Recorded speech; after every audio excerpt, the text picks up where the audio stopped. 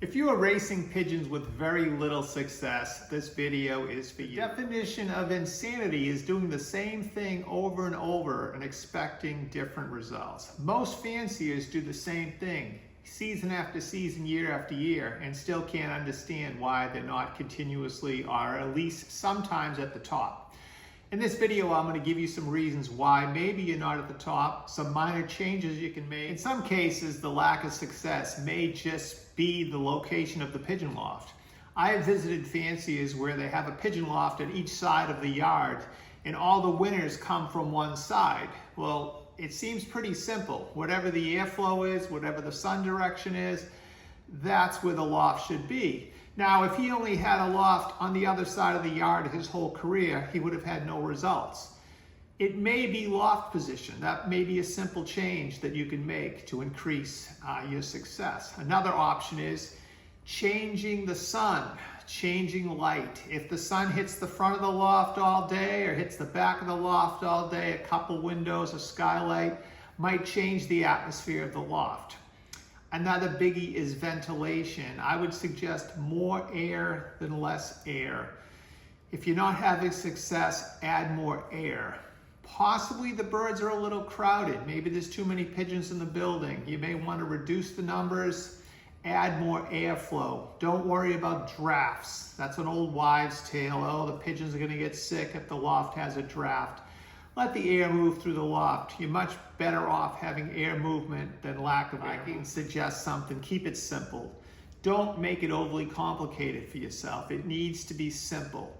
Plenty of minerals, a good grain mix, controlled feeding. Keep it simple. You only need a few additives for the water. Apple cider vinegar, maybe vitamins once a week, vitamins and electrolytes once a week in the day of return. Maybe a little bit of garlic. If you want to mix something on the feed, yeah, weekly. Never any tablets before shipping, nothing crazy. Don't make yourself a lot of work. Keep it simple, and the birds will do much better on it. Keep the pigeons calm. Forget about motivation. Forget about teasing them. Forget about opening nests, showing hens, all that stuff. It's useless. Don't motivate the birds. Keep it very simple. Ship them from the perch, or ship them unmated. The birds fly for the love of their home. They fly because they're in condition. Keep it simple. Forget about motivation. Usually you'll do more damage than good, and you'll find that some of the best lofts in the world don't motivate their pigeons at all. If you've been following the same health program for years, it's time to change. Too many are medicating before the season, every other week during the season. Try to go with natural products. Get your pigeons away from the antibiotics. They only keep getting stronger. Now, you should worm them, you should vaccinate them, but a lot of these treatments throw them off to make them weaker, mess with the microbiome in the gut. Try to stay away from the antibiotics. You can do it, your birds will get stronger, be much more consistent in the races. Sometimes the environment changes without you even realizing it. Years ago, my results started to drop. And I'm looking at the loft saying, why was I winning and now I'm not winning as much? And then I realized the small trees that were behind the pigeon loft were now tall trees blocking all the morning sun. Cut the trees, results went right back up. Look at your loft. Maybe the bushes around it have grown bigger. Maybe there's a new fence that blocks airflow. Look at the loft. Try to decide what's changed or how you can change to add some flow, to add some light, to add some sun. All this stuff is simple, but sometimes we miss it because it just happens gradually over time.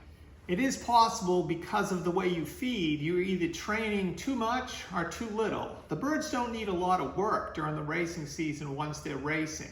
You have to learn how to feed them correctly. If I could recommend anything, check out this video here, I'll attach it. You need to learn how to feed correctly. You need to get the body weight right so the pigeons don't need a lot of work. Not everybody has time to let the pigeons exercise in the mornings and the evenings, train them down the road multiple times a day. So you have to master the feeding, and then you'll quickly master the racing. And when you find out the birds need very little work when you master the feeding, it makes the game so much easier. I used to say that I win races in the off-season. The off-season care is very important, especially during the molt. Many people get excited a month or two before the race season and start paying attention to the birds. The most important part of the year is when they're going through their molt, especially the body molt. If the molt is not perfect, you're not going to have a good year breeding and you're going to have a poor year racing. So the molt is so important. You want to concentrate on giving them plenty of feed, plenty of minerals. You can give them baths. I mean, it's not that necessary. It doesn't hurt, but the molt is so important. Many fanciers without success don't concentrate on the pigeons enough during the body molt. Before I finish, if you could like and subscribe to my videos, it really helps push out my content. Put a comment in below, that helps also, even if it's hello Frank, I enjoy your videos. We haven't talked too much about the pigeons. Hopefully you have good pigeons. You don't need the greatest pigeons in the world to be competitive. If you feed them correctly, you have a good loft, they're not overcrowded, they're trained adequately, they should be consistently near the top. Sure, you might get beat more than you win, but you should win your share, or at least a couple of times here and there, and be competitive. You want to be close. So many people are great at trapping and they have a lot of time, but you want to be close. So that's very, very important. So to close, look at your loft with open eyes. Look at the ventilation, look at the light. Look at your feeding system, your health program. You're probably making it too complicated. Keep it simple, train them adequately, get the body weight right. You should consistently be towards the front, no matter what the other fancies. This is Frank McLaughlin from McLaughlin Lofts. Like and subscribe, and I'll keep the videos coming. I'm having a lot of fun doing them. Thank you.